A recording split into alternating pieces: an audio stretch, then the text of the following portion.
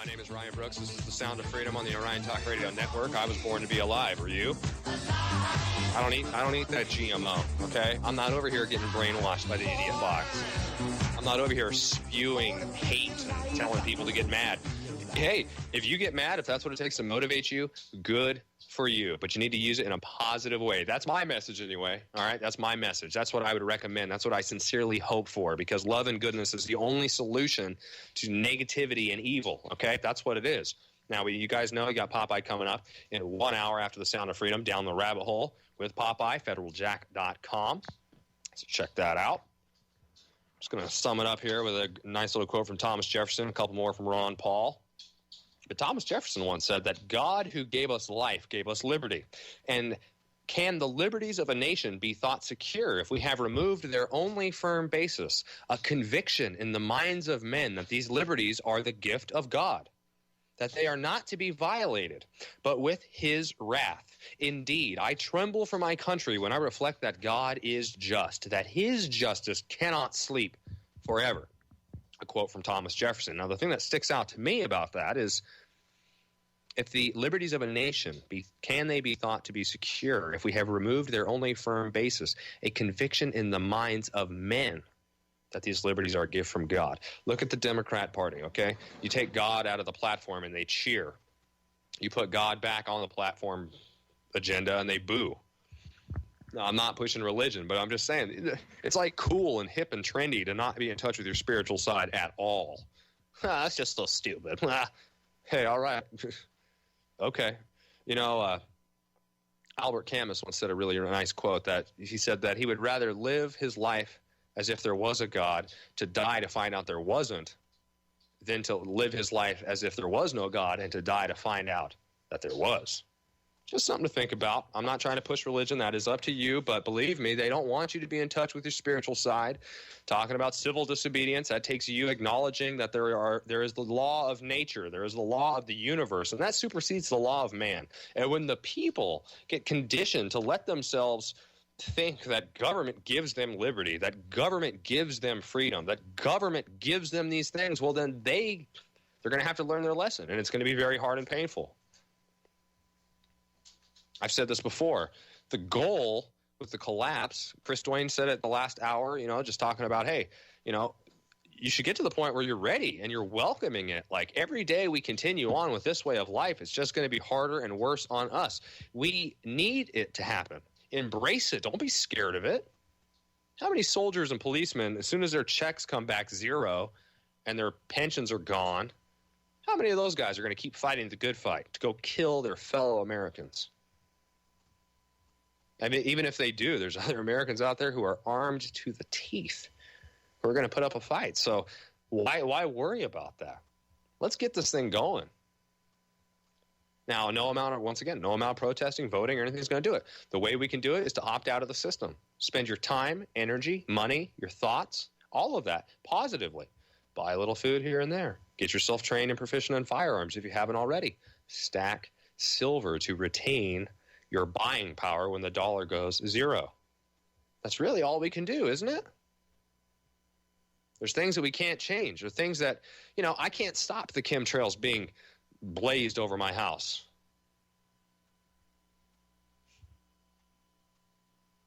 I can't. And sometimes it angers me. There's things that I can do, like a greenhouse or other things like that, to mitigate the effects of the chemicals that they're dropping down on us.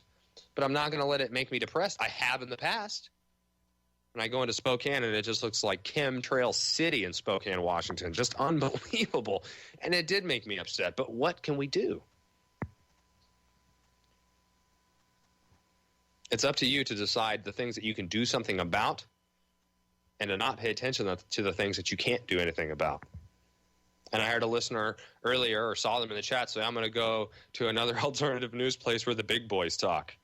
And that poor listener, I feel for them, I really do. My heart goes out to her, because where else are you going to find information where people are saying, hey, reach out with love and compassion? I'm not trying to scare you. I'm not trying to freak you out into buying my products. I'm not offering you solutions in the system.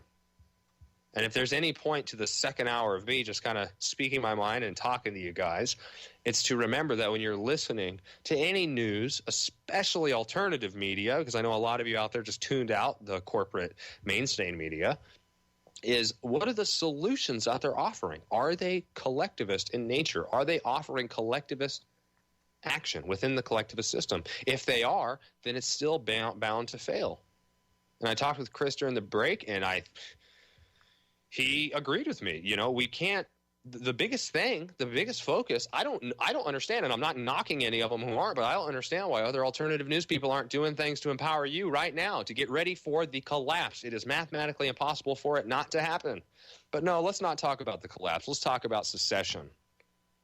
Let's talk about Ron Paul 2016. I mean, what? Let's talk about impeach Obama. Let's talk about what Willard said. I mean, hey, just putting it in the simple logical perspective of you can't fix the system. The system is what's wrong. The system is what's done this to us. And we, through our own negligence, our own apathy, our own conscientious stupidity, we've empowered it. Now, if you're not empowering it anymore, that's good. You're doing the right thing, right? And that's all you can do. But we need the collapse to come. We can't fear it. We can't deny it. We can't say it's never going to happen. We need it to come, because when it comes, not only is it going to hurt, but when it's done hurting and we get back to the natural flow of things, I have faith in people.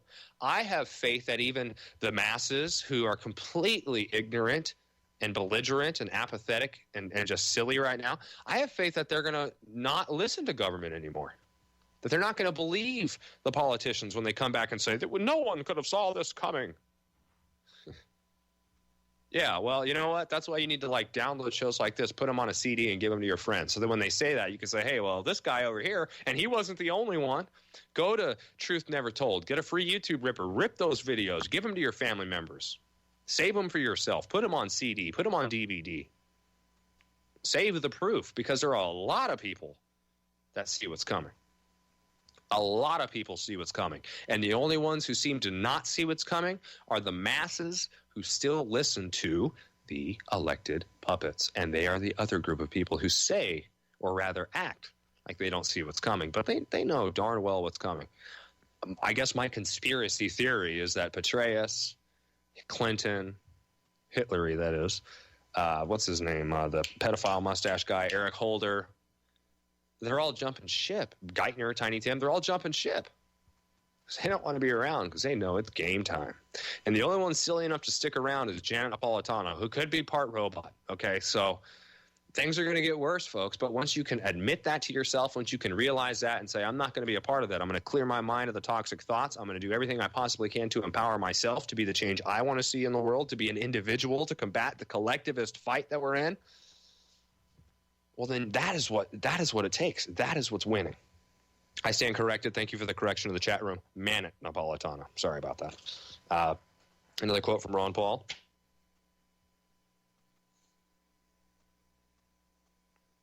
I have come to one firm conviction after these many years of trying to figure out the plain truth of things. The best chance for achieving peace and prosperity for the maximum number of people worldwide is to promote the cause of liberty.